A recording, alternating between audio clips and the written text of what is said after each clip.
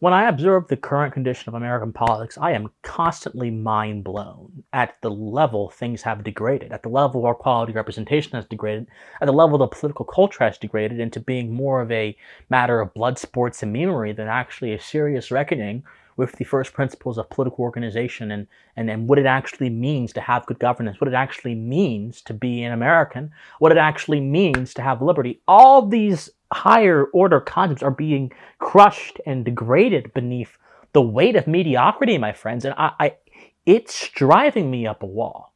And many of you may be discouraged as well, but I say be not discouraged, my friends, in well doing, because those of you who are pushing for a different political reality in America and in the West are doing a service to everyone who comes after you.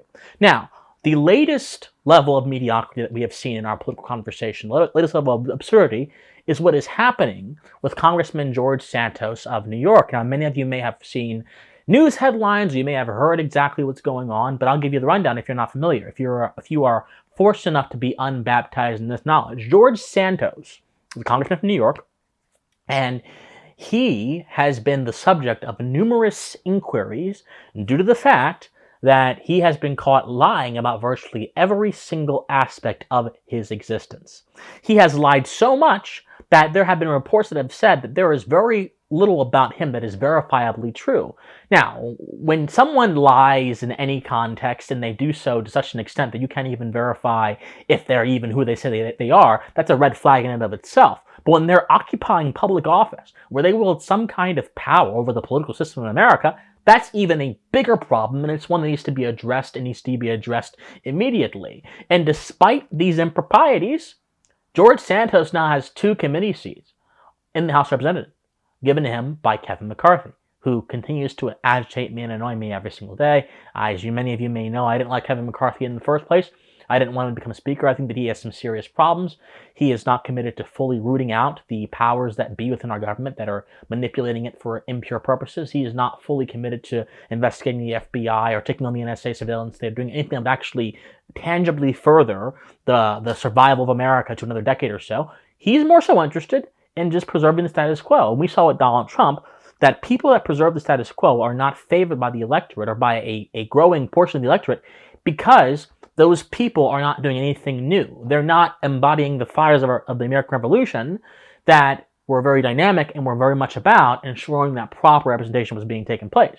Now, here are a list of things that Santos has lied about, and many of you may feel a little bit dizzy after this, but it'll be okay. We'll go through it. He lied about where he graduated from college. Apparently, there is no record of him being at the college he graduated from. He lied about working for Goldman Sachs and Citibank. Apparently, there is no record of him ever working at Goldman Sachs or Citibank. He lied about his animal rescue organization being tax exempt. According to the IRS, there are no records of his animal rescue organization being tax exempt. He lied about being, he said he's both a Jew and a Catholic. Not quite sure how that works. Those are 2 very different things, but whatever, he lied about that. And he is ignoring a summons out of Brazil for a case that he was charged and admitted to where he stole the possessions of someone who his mother was caring for. So he literally stole the possessions of a man who his mother was caring for, admitted to doing it, but has been out of Brazil and is avoiding a summons from the court so they can resolve it. So he's a wanted criminal in Brazil, essentially. So there's a lot of things about his character that are concerning. But the problem is, so many people in the media are focusing on his character, they're focusing on the lies, and they're treating it as a sort of isolated incident. But as I said earlier, my friends, every single independent individual event is a microcosm of a broader phenomenon. This is true whether it be in politics, this is true in life, this is true in many cases. And the broader phenomenon is not the fact that there's someone who lies. Liars exist. People who violate the codes of morality, the bonds that bring together people that our founders talk about in the Declaration of Independence that are necessary for society, people violate that every day, all the time. That's not important here. And if you think the most important thing about this story is that Santos lied, you're missing the point. And in a sense, your mindset is part of the problem. The important point about this story is that Santos was allowed to get close to the halls of power because he relied on 2 different concepts that I'm going to teach you guys. He relied on identity politics, that many of you already know about, and he relied on abstraction. It's a big word, but don't worry, I'll explain it in a second. And the electorate that put him in power, who should have known about his improprieties that were broken and revealed by a local newspaper in his district, although not picked up by media until after, they also relied on identity politics and abstraction. So what do I mean by these things? So identity politics is simply the act of attributing value to someone's immutable characteristics and then trying to use that as a political tool to get power, right? Because politics is the science of power, it's the science of governance. And so someone who is of the identity politics mindset may say, well, George Santos is Latino and he is gay. Now, it's actually disputed if he's gay or not because he was married to a woman. Then he dropped the woman to go date a teen boy, and that kind of threw everyone off. But still, that's the idea. And Santos consistently evoked the idea that he was gay and Latino during his campaign. He had very few fresh or new ideas. There are a lot of people on the right who have constantly said, and I have heard this refrain over and over again, Christian, I'm tired of there being all these old white men in the Republican Party. I want something new. I want something different. And yet what that argument fails to comprehend is that someone's age, someone's race, does not make them a sort of bad candidate for public office. It does not make their ideas any less powerful.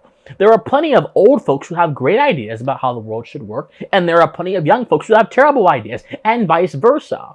But to use someone's identity against them is a reflection of your own biases in your narrow worldview more than it is a reflection of the truth of the matter. The truth of the matter, my friends, is that America is being sold down the river on the behest of emotional attachments to characteristics that in all reality don't mean anything significant about ideals, about values, about society beyond what you ascribe them to. Society is built upon certain objective ideas such as interpersonal interaction, interpersonal communication, without which society cannot exist, that if you ignore these things, you'll have a demonstrably bad effect, but they are absolute principles.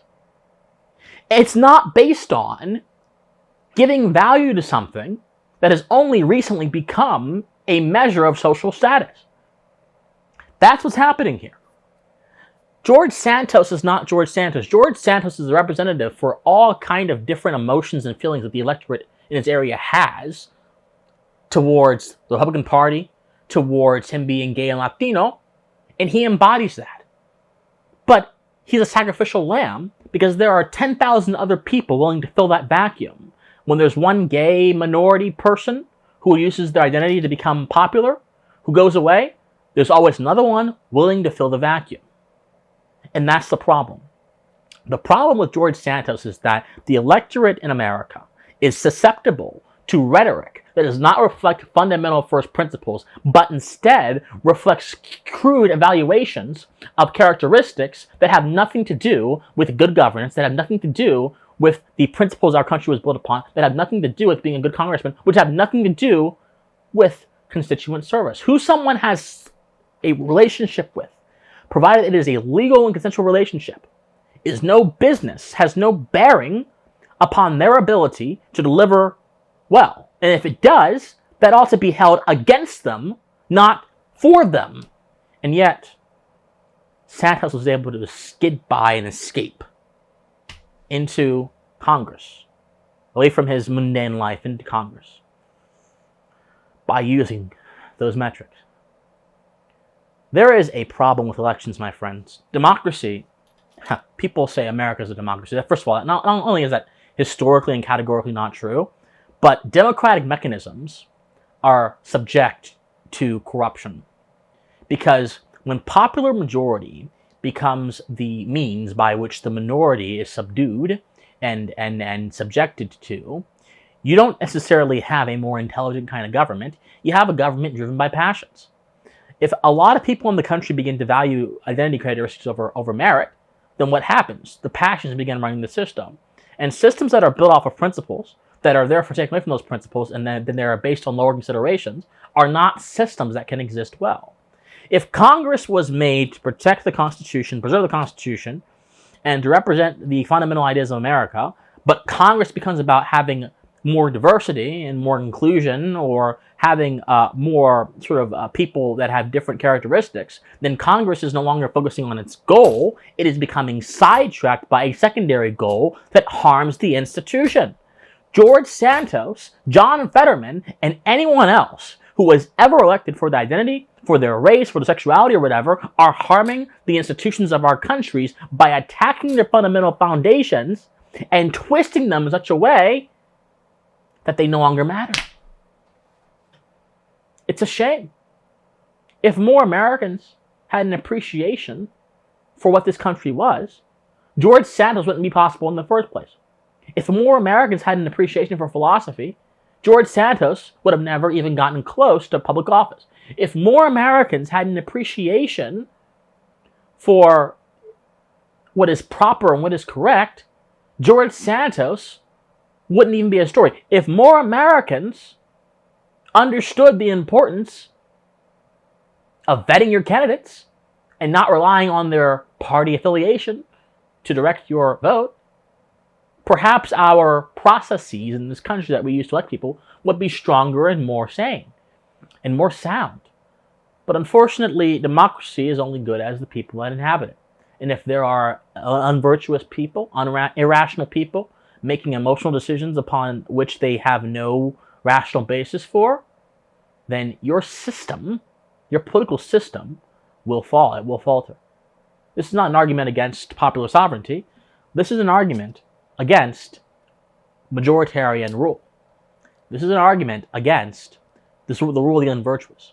And this is an argument for prudence, for rationality, and for understanding that being a congressperson or being in politics, being in political media, is not a game. You are actively shaping the culture that you happen to exist in. Plenty of people have said, Christian, you're a black man, you happen to be gay. You need to use that as a selling point for your videos, for your content.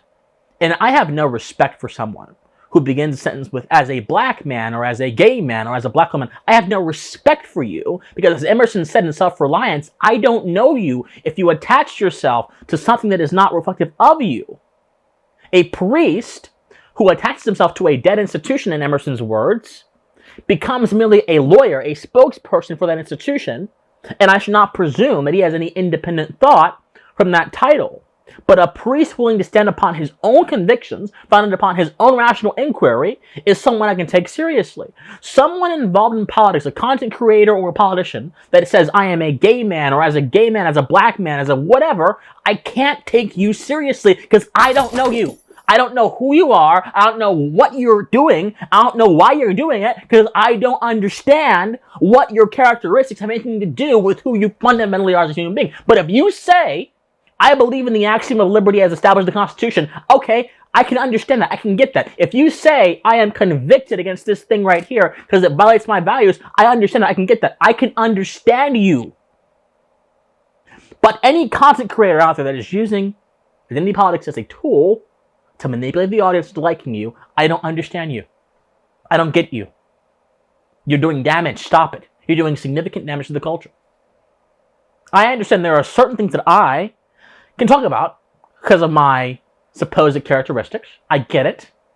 But I also know that the truth has no sexuality, the truth has no race, and the truth sure as hell has no political affiliation. And I will continue to act in that tradition, which our founders understood, and not this mediocre 21st century tradition that focuses on clicks, focuses on identity, and focuses on the mediocre things of life to get temporary gratification. What would you rather have? Edification of the soul or gratification of the flesh? My friends, I love you guys so much. I gotta get out of here. Please be sure to comment, like, subscribe, share, do whatever you can to get this message out there. I love you guys so much, and please stay pensive. Bye, guys.